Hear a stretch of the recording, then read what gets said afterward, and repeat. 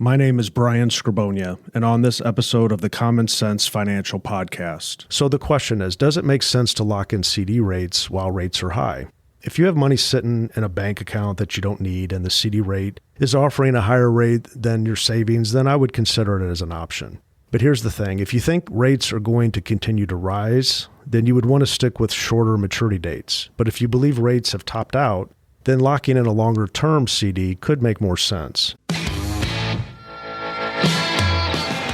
Well, hey, everybody, and thank you for listening and joining us today. We hope that this podcast can provide you with some insights to help you grow and get closer to your goals this year. But before we get started, be sure to subscribe to this podcast. That way you'll be notified about new content and you'll be able to listen to Brian tackle a variety of different topics. So you can subscribe on Apple Podcasts, Spotify, Stitcher, SoundCloud, pretty much anywhere that podcasts can be found. And all the links to subscribe, as well as past episodes, are available on the website at brianscribonia.com. So thanks again for tuning in, and let's get started. Opportunities are still there. The attempt at passing down wealth from generation to generation. Consider the outcome, not just popular opinion. And the whole teaching there is about preparedness and being ready. There's a difference between what's real and what's true. You're listening to the Common Sense Financial Podcast. I'm your host, Brian Scribonia. Thanks for tuning in, and let's get into today's topic. In an economic climate marked by rising interest rates, there is a renewed interest in bank CDs. But with trust in banks dwindling and convoluted reserve requirements, the question does persist. Should you invest in CDs? And like most things, it depends on your needs and goals. But most of all, it's important to understand the product you're placing your money into before choosing to deposit money into a CD. And I understand that a bank CD may seem as basic as the ABCs, but I find that many people have little knowledge or understanding about why banks issue them, how they're used, and how they're priced. This may not seem all that important, but the truth of the matter is it is, and has a lot to do with building wealth, because wealth isn't created by buying a CD based on a rate. It's created by understanding why the rate may not be all that important. I live just south of St. Louis, Missouri, and like many rural communities, there are banks and gas stations at every corner, seemingly right on top of each other. And as I drive around town, I see banks promoting their rates on digital boards, much like gas stations who post their price per gallon of fuel. When one bank increases the rates, it often seems like all the other banks follow suit and they raise their rates. But there is more to this than banks watching to see what the bank down the street does just to stay competitive. Banks use what is known as the federal funds rate, also known as a benchmark rate. This is the rate banks charge one another to borrow money overnight that's needed to maintain reserve requirements.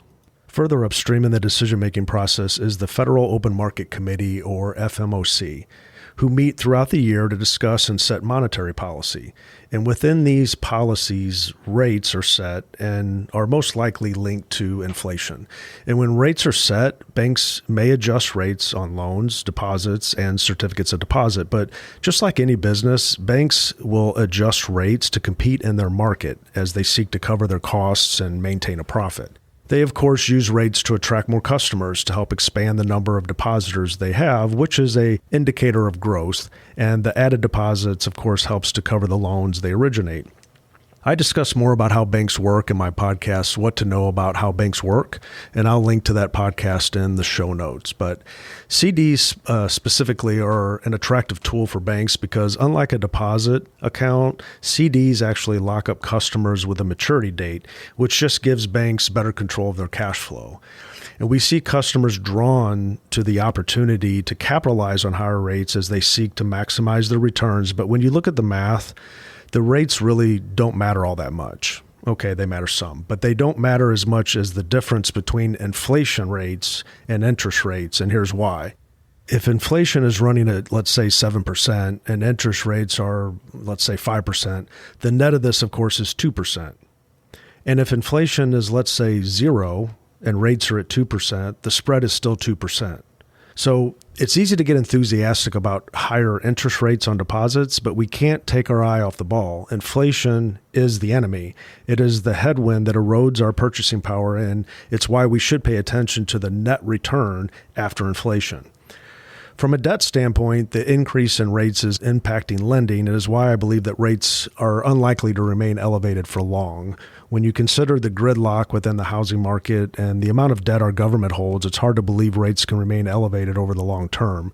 The government is desperately trying to combat inflation by raising rates. They have a 2% inflation target and want to see unemployment higher, which doesn't make sense for the average person, but it is all about price stability. When there are more jobs available than unemployed workers, theoretically, everybody could get a job. And with that, people spend money. But if the economy cools, business, in theory, would stop hiring. And with higher unemployment, spending slows. But here's the deal. These higher rates not only impact consumers, but it also impacts the government. According to the Congressional Budget Office, or CBO, in June of 2023, they projected that annual net interest costs on the federal debt would total $663 billion in 2023, and almost double over the next decade. Interest payments would total around $71 trillion over the next 30 years, taking up to 35% of all federal revenue by 2053. These numbers are impacted by interest rates, and with lower rates come lower interest payments. Regardless of our opinions, theories, and preferences, we know that the economy runs in cycles, and the cycle we are in will transition at some point. So the question is, does it make sense to lock in CD rates while rates are high? If you have money sitting in a bank account that you don't need and the CD rate is offering a higher rate than your savings, then I would consider it as an option. But here's the thing. If you think rates are going to continue to rise, then you would want to stick with shorter maturity dates. But if you believe rates have topped out, then locking in a longer-term CD could make more sense. Now, of course, I don't have a crystal ball. If it were me, it would be advisable to look at money market rates and fixed annuities to compare rates across the board, as these types of accounts often share similar rates, but there are differences to understand before making a decision.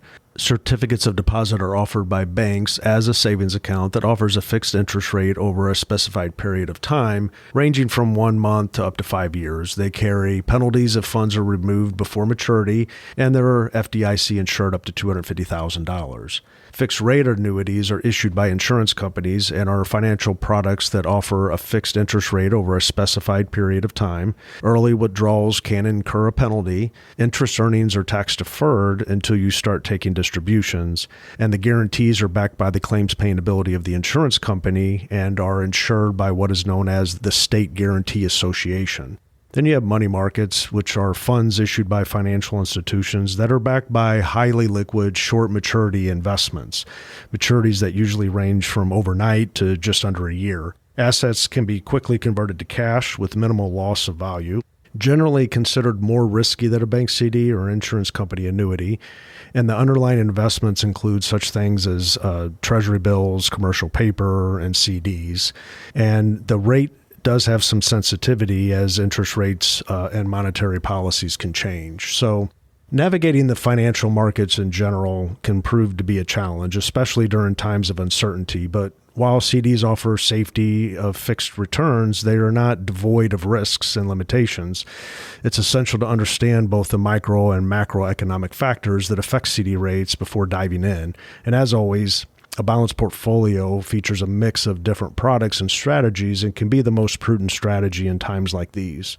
By working with professionals who are keeping an eye on economic indicators and who understand the implications of various government decisions, they can help you make informed decisions about where to place your money.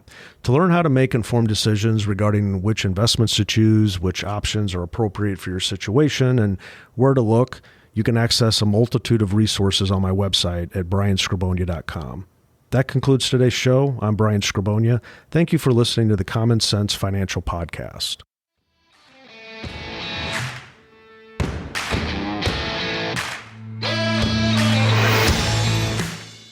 Thanks for listening to today's show. If you liked what you heard, be sure to subscribe on YouTube and Spotify so that you can receive notifications when we release new episodes. I'm Brian Scribonia, and this is the Common Sense Financial Podcast.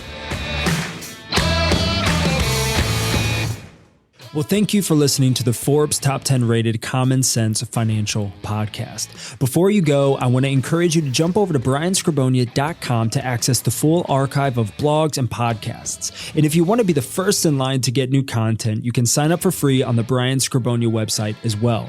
If you're not following Brian on all the social channels, we'd love to have you join in on the conversation. Instagram, Facebook, LinkedIn, Twitter, he's there. Lastly, if you've enjoyed listening to today's podcast, or if you have found value in any of our content, help spread the word by sharing our videos, podcasts, and posts wherever you get them.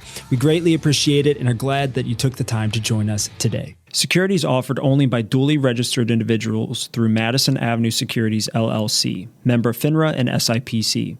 Advisory services offered only by duly registered individuals through Scribonia Wealth Management, a registered investment advisor.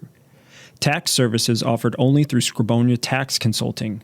Mass does not offer billed banking or tax advice.